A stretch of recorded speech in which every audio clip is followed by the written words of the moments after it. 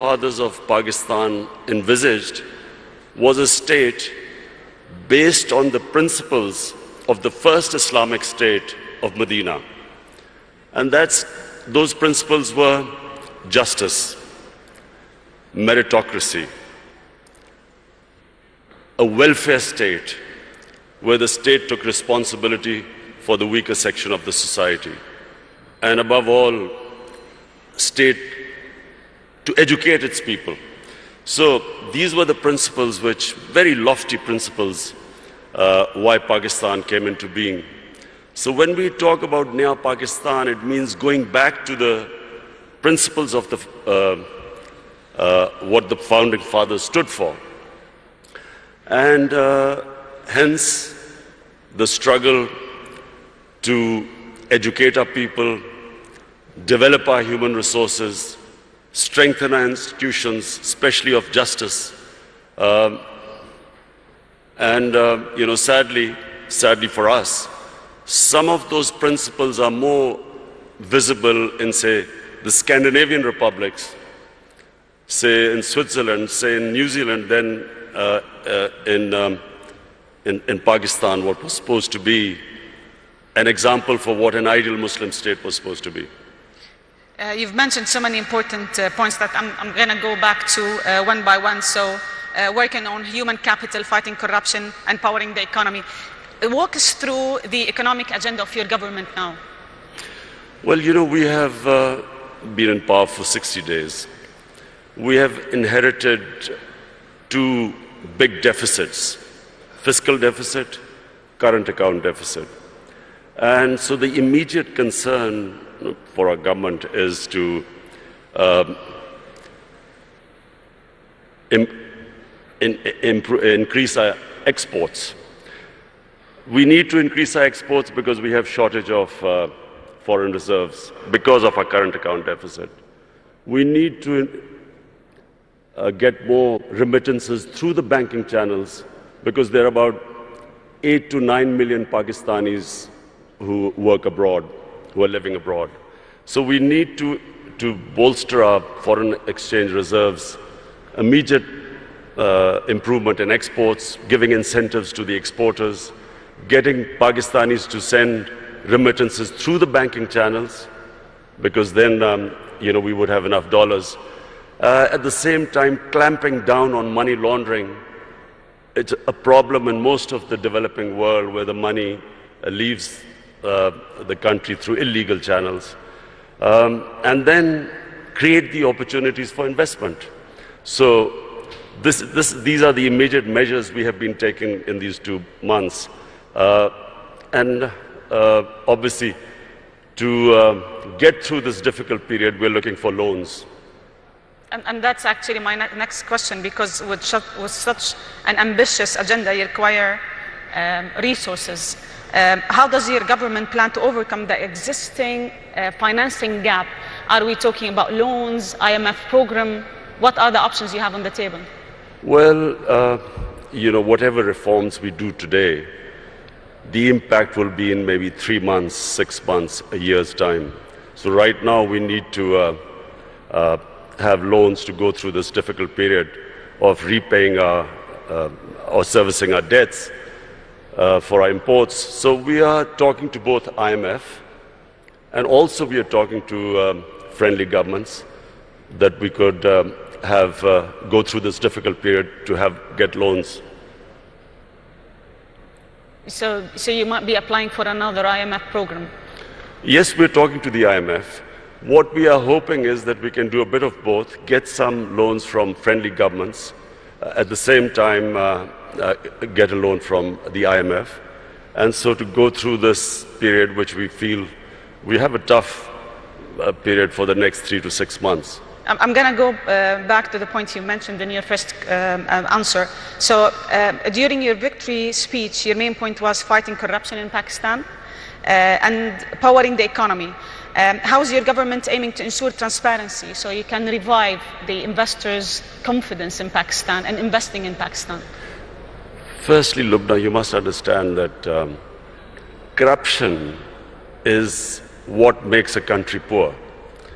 corruption is the main difference between the developed world and the developing world. Countries are not poor because they lack resources.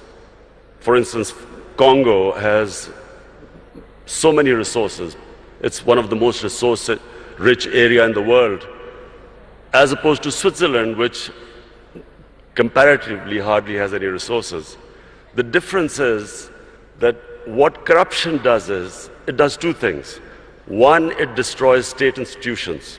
When the ruling elite is corrupt, it can only make money by destroying all those institutions that are check and balance in the way of corruption. And secondly, corruption diverts money from human development to mega projects which give mega kickbacks, which leave a country indebted.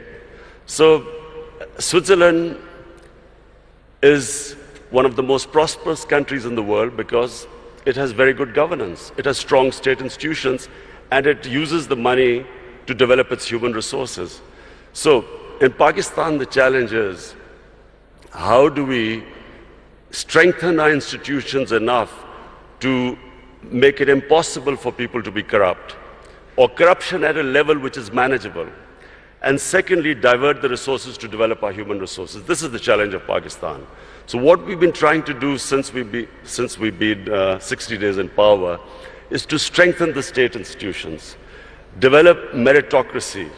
The reasons why state institutions get destroyed is because cronies have been put in key positions, who then, once there is no meritocracy in a state institution, and there's no rule of law, the state institutions do not prevent anyone from stealing money from the country.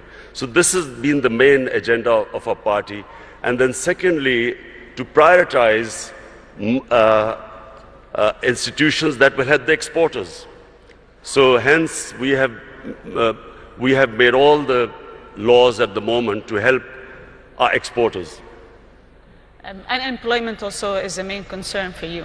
You've been very concerned about youth unemployment, training youth to be able to find jobs and creating jobs. Tell us more about the agenda in that particular field. Pakistan has 100 million people below the age of 35. Yes. Now, in one way, that's a huge opportunity. But secondly, it is a big pressure on the government to find employment for this young population. We have embarked on a very ambitious program. Pakistan has 10 million shortage of houses. So we have embarked on this program that in the first 5 years, we will build 5 million houses. And so hence creating all the conditions, removing all the red tape that comes into the housing sector. Also, of course, trying to attract foreign investment for this housing. At the same time, apart from the housing, what we are trying to do is create the enabling environment for investment. One of Pakistan's strengths are the overseas Pakistanis. We have, as I said before, 8 to 9 million Pakistanis working abroad. We have, if we create the enabling environment, we will then be able to attract their investment. If you see the growth of China and India, one of the biggest, the first people who invested were the overseas Indians and overseas Chinese who came back. So we have this big resource lying outside Pakistan. Our main effort is to create the enabling environment, make it easy to do business, the ease of doing business, cost of doing, bringing down the cost of this, and attracting this investment. Speaking of China, you've always spoke about how good China is in bringing 700 million people out of poverty. And I think the China-Pakistan Economic Corridor, or what you call CIPEC, is being debated a lot lately. I would like to understand more about it from a Pakistan angle. First of all, let me just say two things about China, which for Pakistanis is very attractive. One is that China is the only country in human history which brought out 700 million people out of poverty in 30 years. Secondly, China has in the last 5-6 years really clamped down on corruption. In the last 4 years, I think they convicted about 415 government ministers in corruption cases. So these are the two problems which which face Pakistan. We have corruption, and so we are going to look for ways, because white-collar crime is very difficult, especially in our countries, to catch, because we do not have the people. Absolutely. We do not have those who understand, who can convict white-collar criminals. So we are going to get help from China. And secondly, all the ways, the way they have brought this huge amount of humanity out of poverty. So poverty alleviation is the second thing which we learn from China, and I'm going there next month. So we hope to, we've already asked the Chinese government to help us in these two areas. CPEC is a great opportunity for Pakistan. CPEC connects us to China, which is one of the biggest markets. Because of CPEC, we are developing Gwadar, which is, after Singapore, the second deepest port. And because of CPEC, we are developing these special economic zones where we will invite investments from all over. So hence, provided we get our governance structure right, CPEC is a great opportunity for Pakistan. And actually that leads to my second question, that this whole collaboration with China, how can it help Pakistan bring more international investors? Well, simply because China, A, is a huge market. Secondly, the CPEC is this route which connects us, China, right down to Gwadar. So we have all this opportunity with these special economic zones to invite people. It gives a great opportunity for investment. And remember Pakistan's strategic position. It is sitting next to two of the biggest markets, India on one side, China there, and then of course, inshallah, when peace returns to Afghanistan, then we have this all the way to Central Asia. So Pakistan is strategically probably one of those countries blessed. It is placed in one of the great positions in the geography of the world. And actually, I would like to comment on this point, but because rightly so, like Pakistan is very well placed to connect Central Asia, Middle East, China, and the Eastern markets. Do you have a plan to leverage on that natural advantage? The plan is to create the enabling environment in Pakistan so that we can attract investors. Not just foreign investors, not just overseas Pakistani investors, even our own investors who, unfortunately, because of our poor governance system, were not really investing in Pakistan. We didn't even give them enough incentives, and I'm talking about Pakistani investors. So we are restructuring our duty structure. We are our tax incentives. We are restructuring everything so to incentivize people to invest. What are the sectors that you think investors would be more interested in Pakistan? Minerals.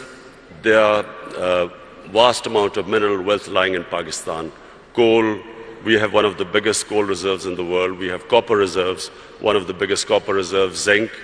We have a lot of areas of gas which have not been explored at all. But then we have tourism. You see, Pakistan is one of the most diverse countries in the world. Pakistan starts with alpine in the north. We have alpine climate. And then from the highest, which is the second highest mountain in the world, which is K2, we go on to the sea. We have 12 climatic zones on the way. So we have, tourism has exploded in Pakistan. Our infrastructure cannot cope with the tourists. So that's one of the biggest opportunities to invest in our country. And then we have three types of tourism. We have religious tourism. North of Pakistan was the center of the Buddhist civilization. We have the oldest civilization in the world, which is the Indus Valley civilization in Mohenjo-daro. Peshawar is one of the oldest living cities in the world, 2,500 years old. Lahore, also one of the ancient cities. So Pakistan is a diverse country. It's unfortunately because of the war on terror, last 13, 14 years we had turmoil where tourism disappeared. But in the last 2 years, we have all records of tourism have been broken in our country. So that's a great area to invest. So you've mentioned 2 points, tourism and energy. You've spoken enough about tourism and what should happen and how the investment should be. But on housing is also, of course, 5 million houses we are building. That's another area we're expecting investment from abroad. Let me talk about energy, because I think finding a sustainable fuel and gas supply by investing in Pakistan's own production is vital for your economy. What's your plan to reducing energy dependency and really inviting international investors and local investors to invest in that particular field? You see, we have hardly had any investment in our mineral resources. And one of the reasons, as I said again, in the last 15 years, was this war on terror, where we became the center of terrorism, suicide attacks, and so investors would not come to Pakistan. Then we had last 10 years very poor governance, corruption. We did not give enough incentives for investors to come to our country.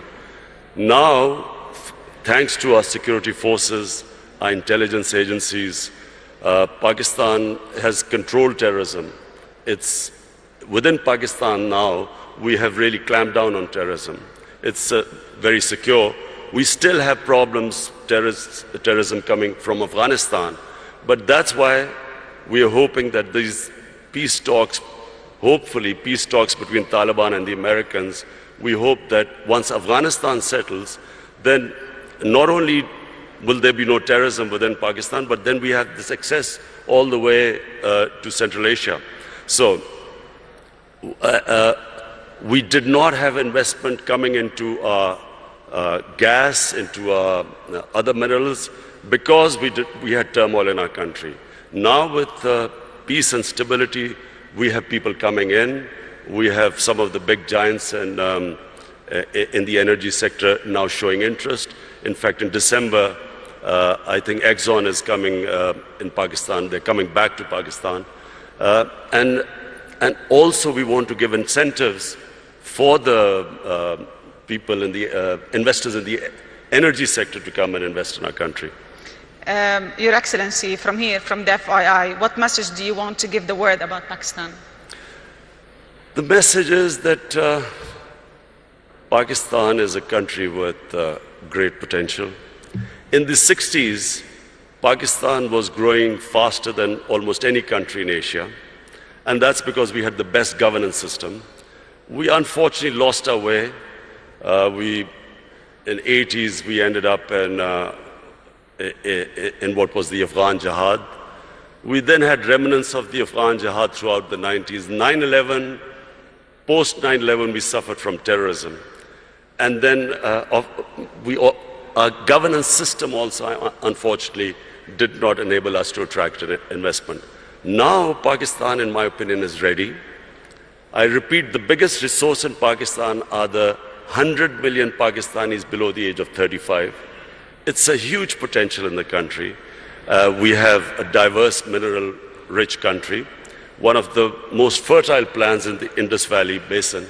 So today, the country stands where it is probably right now is the best time for investors to come to our country. Thank you very much. I'm going to open the floor now for some questions. We've got around 10 minutes.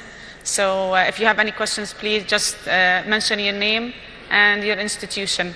We've got some mics.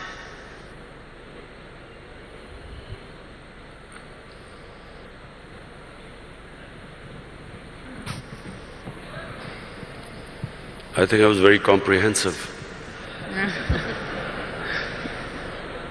We've got so many questions. Can we just pass the mics, please?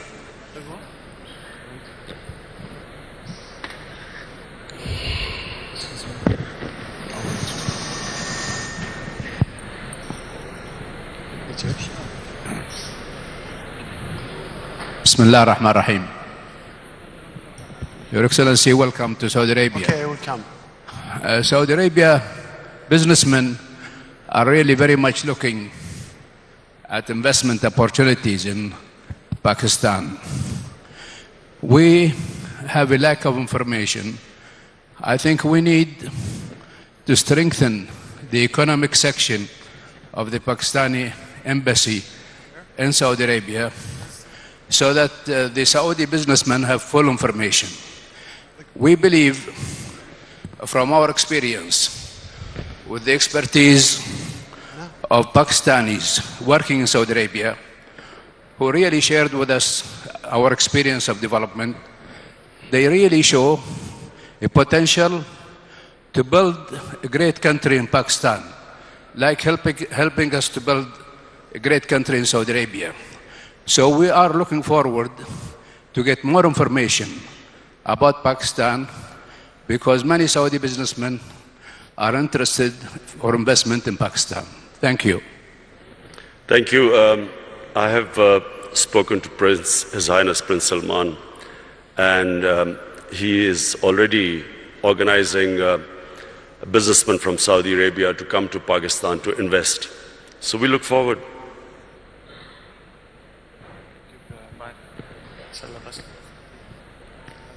Okay. I'll take two more questions.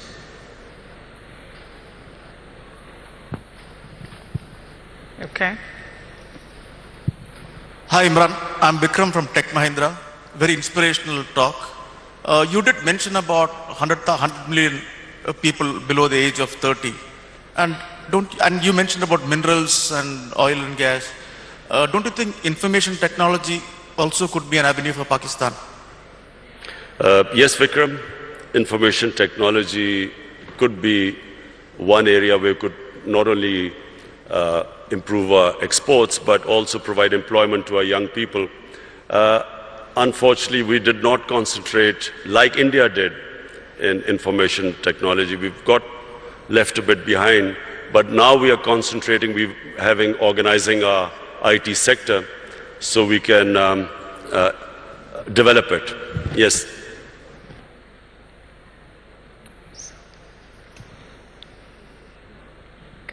Assalamu alaikum, Khan Saab. My name is Kashif Khan. I'm a private equity and investor from the Middle East. My question to you is, a lot of investors have invested previously in the past into Pakistan economy. The biggest challenge they have is exiting out of those investments. How this government will facilitate the previous investors to exit, which will give more confidence to the future investors? Well, Kashif, I have my team here. Our chairman of board of investment is here, our finance minister, our commerce minister. The whole idea is in Pakistan right now is how to make it easier for people to invest, the ease of doing business. We are already working on it, trying to remove all impediments. In fact, we are now about to develop a one-window operation for investors, that anyone who wants to invest in Pakistan, he will just be able to contact one point where they can contact, and any problems they are having, we will remove. So we are now determined that the only way the country can go forward and we can provide employment to this young population is by helping the investors. And you will find things improving by the day. So we will have one more question before we wrap up. Heather Henyan from Mindshift Capital. Hello. Assalamu alaikum, Your Excellency. Welcome to Riyadh. Pakistan is one of the largest importers of oil, and Saudi being one of the largest exporters. So can you maybe shed light on the possibilities of potential cooperation in oil refineries or downstream opportunities in manufacturing in Pakistan? Well, we are already talking to Saudi investors for an oil refinery to be built in Pakistan. In fact, we need 2 oil refineries in Pakistan bearing the amount of demand. So yes, the answer is yes, we are talking to Saudi Arabia.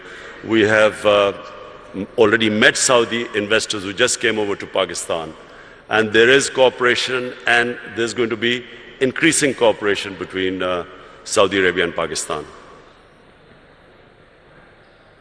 So we have one more question.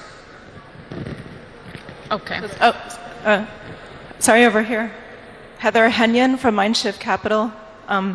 Just to ask about the gender strategy for Pakistan. We know that women have played a very strong role in microfinance, in the business of Pakistan, and in the formal economy of Pakistan. Can you talk more about the role that you see for women going forward as entrepreneurs and their role in the business sector? Thank you. The most important thing at the moment for our government is to ensure that we raise a female literacy in our country. Unfortunately, in literacy we have got left behind in the subcontinent, but specifically female literacy. So you can only empower women really if you educate them. So in the 5 years when we were in power in Khyber Pakhtunkhwa, the province our government was in power, we decided that every 100 new colleges to be built in Khyber Pakhtunkhwa, 70 would be for women. Similarly, in primary, all primary education schools which we were going to open, out of 100, 70 would be for women. So that's number one. Secondly, we have this housing project which we've started. We are, at the bottom tier, we are doing microfinance for the poorest of the poor. This is affordable housing. And for the poorest of the poor, we are introducing microfinance. And there also we are involving women, because we find that they are always in microfinance, they always pay back the loans much better than the ratio which men pay back. But apart from that, we're trying to do something which sadly hasn't happened in Pakistan. Women do not get their inheritance rights, which is mentioned in the Sharia. In Pakistan, in rural areas, women don't get their rights. So also financially empower them by ensuring that they get their inheritance rights. So, we've got another question, please. Mr. President, this has been Hindi from Dubai, UAE. You have a great neighbor next to you, which is India, and they have great potentials to be a great partners with you. What is your efforts to let go all the past history and become one big nation, collaborating with each other in different fields and businesses? Thank you. Well, I'll answer my final question. Look, one thing Pakistan needs more than any other country right now is peace and stability. The last decade or more, specifically after 9/11, has been of the greatest turmoil to our country. A war which Pakistan had nothing to do with. Pakistan ended up losing almost 80,000 Pakistanis dead. Our tribal areas devastated by the war. Half of the population in the tribal areas internally displaced. Over $100 billion lost to the economy. And one of the reasons why we are at this stage where I'm talking about the two biggest deficits, fiscal and current account deficit, is because of this instability and the war, where investment just dried up at Pakistan. So what we need is stability. Now, stability means peace with all its neighbors. We have peace with India, we have peace with Iran, peace with China and Iran. Our problems are right now with Afghanistan and with India. Now, when I won the elections and came to power, the first thing I tried to do was to extend a hand of peace to India. Unfortunately, and I think it's because of the Indian election coming up, And because, sadly, anti-Pakistan rhetoric brings in votes, I'm afraid we got no response from India. In fact, got rebuffed by India. Now, what we are hoping is that we'll wait till the elections, then again we will resume our peace talks with India. Peace with India is important not just for Pakistan, but for India as well. All the money that should be diverted to our human resources ends up being diverted to non-productive arms race. And secondly, peace with Afghanistan, peace in Afghanistan. It's critical for Pakistan because at the moment, the low amount of terrorism coming into Pakistan is from Afghanistan. And so it's for us, for Pakistan, it's extremely important that we have peace with both the neighbors. And I can tell you, my government will be trying its best. We are all in Pakistan, there is a consensus amongst all stakeholders that what this country right now needs peace and stability. And only peace and stability will allow us to bring in investment, to most of all, to alleviate poverty, give employment to our young population. So we will wrap it here. Thank you very much for joining us, and thank you for sharing with us all this. The Prime Minister of Pakistan, thank you. ये मनाज़िर आप मुलाहिज़ा कर रहे हैं। वज़ीराज़म Imran Khan Saudi अरब में सरमायाकारी conference से खिताब कर रहे थे। इमरान खान का कहना था कि मदीना जैसी इस्लामी रियासत का क़याम हमारा मकसद है, जहाँ पर लोगों को बुनियादी इंसानी हुकूक मुयस्सर हो, जहाँ पर इंसाफ और मेरिट का बोलबाला हो। करप्शन का खात्मा हमारी अव्वलीन तरजीह है। पाकिस्तान में सरमायाकारी के बेहतरीन मौक़े मौजूद हैं। तालीम, इंसाफ और बेरोज़गारी का खात्मा हमारी तरजीहात में शामिल है। मुल्क इसलिए कमज़ोर नहीं होता कि उसमें रिसोर्सेज नहीं होते, बल्कि करप्शन स्टेट इंस्टीट्यूशंस को तबाह कर देता है और मुल्क को भी मकरूज कर देता है। पाकिस्तान को दरपेश हैं मसाइल जिनको हम ठीक करेंगे। हम कर्जों के लिए IMF और दोस्त ममालिक से राब्ते कर रहे हैं। हमें बरामदात बढ़ानी है ताकि ज़र मुबादला बढ़ाया जा सके। समुंदर पार पाकिस्तानियों की बात करते हुए उन्होंने कहा कि हमारी मुआशरत में रीढ़ की हड्डी की हैसियत रखते हैं।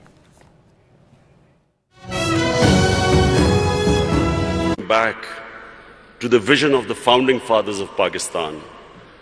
And what the founding fathers of Pakistan envisaged was a state based on the principles of the first Islamic state of Medina. And those principles were justice, meritocracy, a welfare state where the state took responsibility for the weaker section of the society, and above all, state to educate its people. So these were the principles which, very lofty principles, why Pakistan came into being. So when we talk about Naya Pakistan, it means going back to the principles of what the founding fathers stood for. And hence the struggle to educate our people, develop our human resources, strengthen our institutions, especially of justice. Sadly for us, some of those principles are more visible in, say, the Scandinavian republics, say in Switzerland, say in New Zealand, than in Pakistan, what was supposed to be an example for what an ideal Muslim state was supposed to be. You've mentioned so many important points that I'm going to go back to one by one. So working on human capital, fighting corruption, empowering the economy. Walk us through the economic agenda of your government now. Well, we have been in power for 60 days. We have inherited two big deficits: fiscal deficit, current account deficit. And so the immediate concern for our government is